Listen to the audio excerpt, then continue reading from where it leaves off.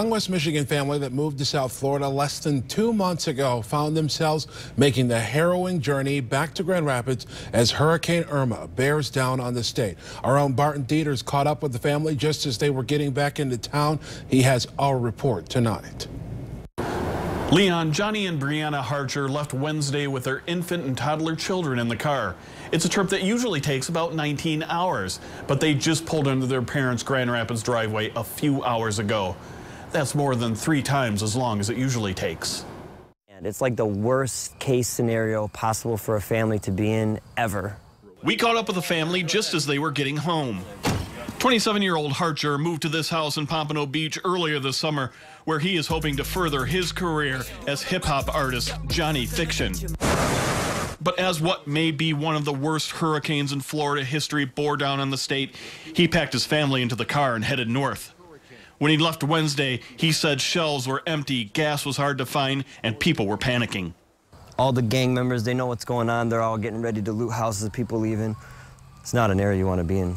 Even as they were leaving, they were assaulted by masked gunmen in an attempted robbery, he said. All the windows are metal. My house was a prison. But things were going to get worse. The traffic got to be hell. It was like probably we went 5 miles in 2 hours. Tampa to Georgia was horrific, just frightening. But that was just really scary because everyone was starting to get very aggressive. You know, people are honking, screaming at each other. There's people trying to hit other people because they're trying to run, you know, and I got my kids, they're crying. Were you scared? Yeah. Yeah. He says he's never been happier to see West Michigan. Very thankful to be out of there. Very thankful to be out of there. He hopes to return home in a week, but is fearful of what he'll find.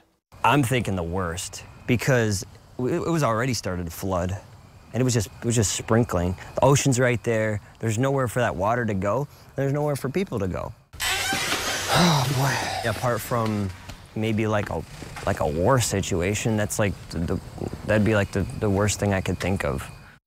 With the storm only expected to get worse, there will be a lot of people watching and waiting to see what they will have to go home to. In studio control, Barton Dieters, 24-Hour News 8.